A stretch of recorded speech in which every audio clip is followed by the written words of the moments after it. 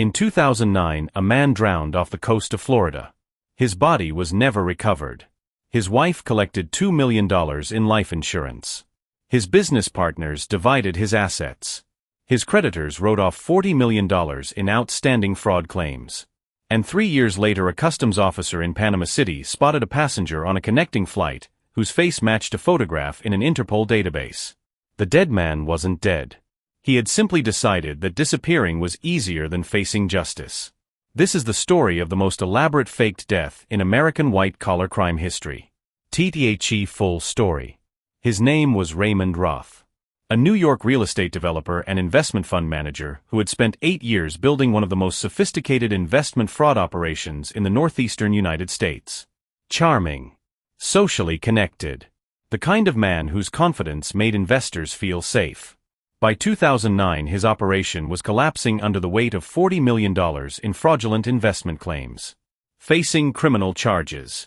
Facing civil suits. Facing the complete destruction of everything he had built. So Raymond Roth made a decision that most people only consider in their darkest moments. He decided to cease to exist. The crime. The operation Roth ran before his disappearance followed patterns familiar to forensic investigators. He operated investment funds that promised consistent above-market returns.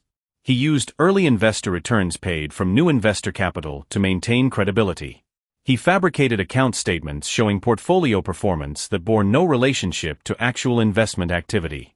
He ran the operation through a web of related companies that made forensic reconstruction difficult.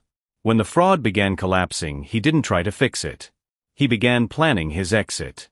Months before his disappearance, he liquidated assets, moved funds offshore, established new identities in multiple jurisdictions, and took out $2 million in life insurance policies, making his wife the beneficiary before staging his drowning during a fishing trip off the Florida Keys.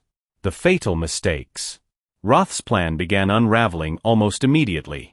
His wife, initially cooperative with insurance investigators, made a series of inconsistencies in her statements that raised red flags.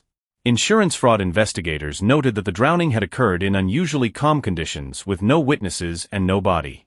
They began monitoring international travel records connected to Roth's known associates.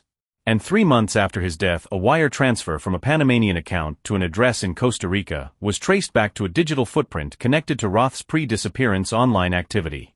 The investigation. Interpol issued a red notice. International investigators coordinated across Panama, Costa Rica, and Colombia, where Roth had established residences using false documents. The customs encounter in Panama City, where a sharp-eyed officer matched his face to the Interpol photograph despite significant changes in his appearance, ended 3 years of successful invisibility in a single moment.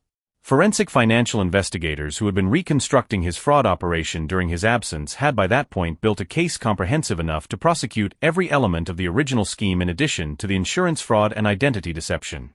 The verdict. Raymond Roth was extradited to the United States and convicted on charges including investment fraud, wire fraud, insurance fraud, and identity deception. He was sentenced to 17 years in federal prison.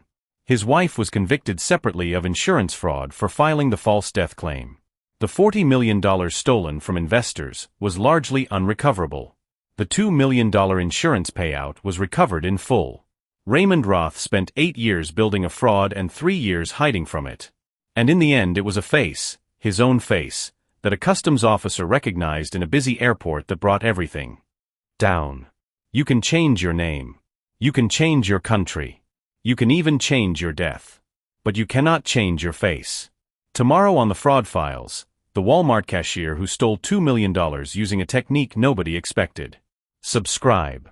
Because the money trail never lies.